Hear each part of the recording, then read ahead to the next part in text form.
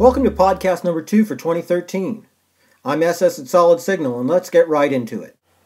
This week we're talking about what's shaping up to be the most interesting story in telecommunications for 2013. I'm talking about the fight between Dish and Sprint.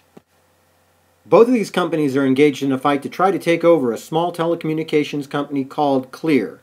You might remember Clear. They used to be called Clearwire. The idea was to provide wireless internet services. They had two problems. First of all, their WiMAX technology was way too power hungry for smartphones and tablets. Second, for whatever reason, they decided to launch first in highly populated areas that already had internet service. So, despite some high hopes, the company never really took off. Now, Sprint's been behind Clear the entire time, since day one. And all of a sudden, it looks like there's another suitor involved. Sprint's management must have thought they'd have an easy time of it taking over Clear with the tons and tons of money that they're getting from corporate parent SoftBank. But it turns out, Dish also wants to buy Clear.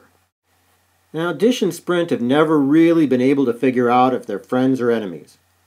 Sometimes it seems like they really hate each other. Other times, best buds. Can't figure it out. But at any rate, Dish is making it very hard for Sprint to take over Clear. They filed their own intention to buy Clear, and now they want to block Sprint's entire purchase by SoftBank until the whole matter is solved. So here's the question. Why is it that two of the largest, richest telecommunication companies are fighting over a not terribly successful competitor, especially when one's been guiding it along all along? Does it make any sense? It's got to. And the answer, I figure, is that both companies want that wireless spectrum, those licenses that Clear has. I don't think they care about Clear's customers at all. I think that they'd be just as happy dismantling that WiMAX service and moving everybody over to LTE. But Clear's in possession of some very, very good licenses. At least in the short term, if you want to start a wireless service company, or even if you want to grow the one you have, there's a lot of competition. There's a lot of crowding in that wireless spectrum too. You know, you think it's just empty air, but the truth is the FCC highly regulates what can broadcast where. So those wireless licenses can be the most valuable part of any company. Now it's clear to me that Dish wants them, or at least it doesn't want Sprint to have them. Dish has been acting like it wants to take on wireless service in the worst way over the last 12 months. They've partnered with everybody that they could, they've bought every license that they could straight on, and now they're fighting with Sprint to try to get even more licenses. I don't think that Dish is admitting defeat in the satellite TV market so much as they really feel they need to diversify. Satellite TV is topped out and costs keep going up.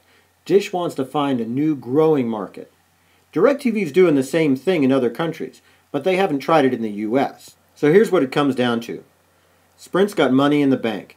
Their new parent wants to do what it takes, spend what it takes, to make sure that Sprint becomes a first-class carrier in the future. On the other hand, Dish has skill in the courtroom. You may remember that TiVo sued Dish about 6 years ago, claiming that Dish ripped off its DVR technology. What you might not remember is that TiVo won, and initially they got a restraining order saying Dish couldn't even sell DVRs. Dish's corporate maneuvering kept TiVo busy for the next 4 years. They got that injunction lifted, and 4 years later, Dish is healthier than ever and TiVo is struggling to catch up. That might be a clue to what Dish is trying to do to Sprint. After all, Dish is not known for walking away from a hard fight. They're in the middle of this AutoHop lawsuit where they're getting sued by every single broadcaster out there for their new Hopper technology, which lets you automatically skip commercials. If Dish wins on this, it's going to change the way broadcast TV works, period, forever. So now the ball is in Sprint's court. They've got a very short amount of time to convince the FCC that their deal with SoftBank needs to go through, so they've got enough money to fight Dish in court. If they don't, Sprint may lose out permanently. These are two tough competitors, and whoever convinces the FCC to act quickly and in their favor is going to win this one. I asked our top Signal Labs contributor Bill Van what he thought about this. He was the one who brought this story to me in the first place, and he's been on top of it every step of the way. I'd like to read his prepared statement. Bill says, I will say, I see no way Sprint, and even more so SoftBank, will ever not end up with Clear, even if they're forced to up their bid. Another thought, I don't see a company like Dish with Clearwire really makes much sense, other than leasing out their wireless spectrum to the highest multiple established cellular providers, unless Google comes in with Dish. Really, what would a company like Dish and Clearwire look like? Just a company with lots of spectrum. Thanks a lot, Bill, and I really do appreciate your feelings on this. I agree with him, too, in a lot of ways. I think Dish could make a go of it as a wireless services provider. They're certainly willing to try hard enough. But on the other hand, if you really look at it, Sprint's been running Clear for more or less for the whole time. At this point, they've got majority control of the company.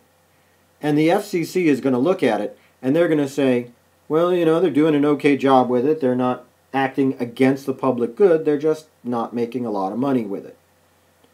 So I think the FCC is going to side with Sprint.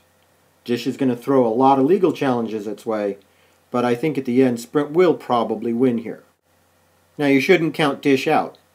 Just because they lose this one, if they lose this one, doesn't mean that they're not going to launch a major wireless services offensive. I'd still look for that in the coming months.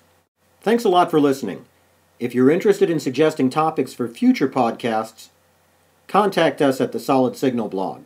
There's a little link down at the bottom. Click Contact Us. Super easy. Until next time,